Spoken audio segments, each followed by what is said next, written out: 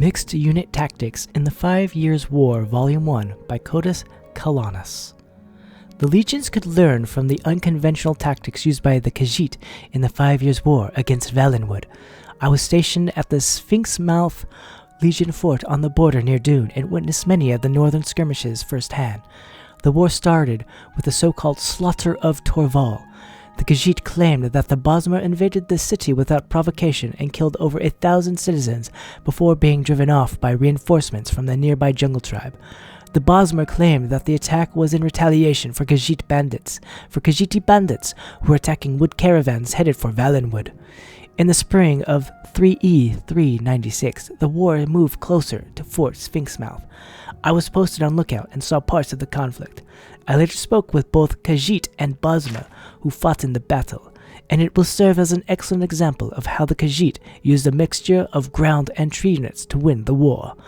The Khajiit began the fight in an unusual way by sending tree-cutting teams of Cathay Rot and the fearsome Senche Rot, or battle cats, into the outskirts of Valenwood's forests.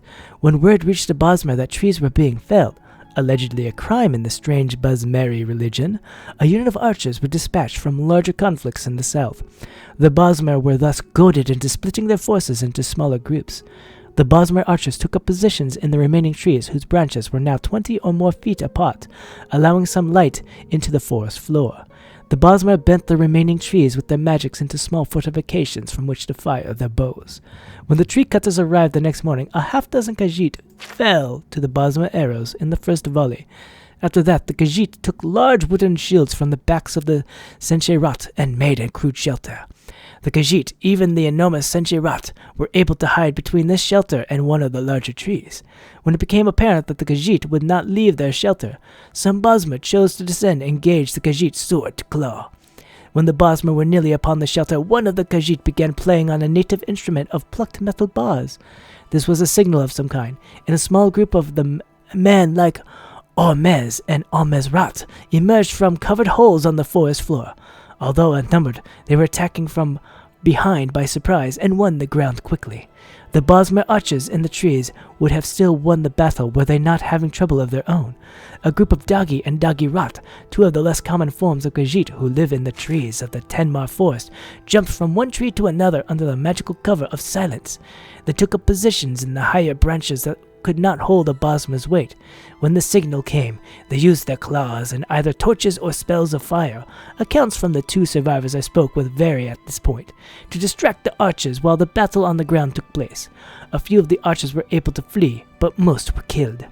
Apparently the Dagi and Dagi Rat have more magical ability than is widely believed if they were able to keep themselves magically silenced for so long.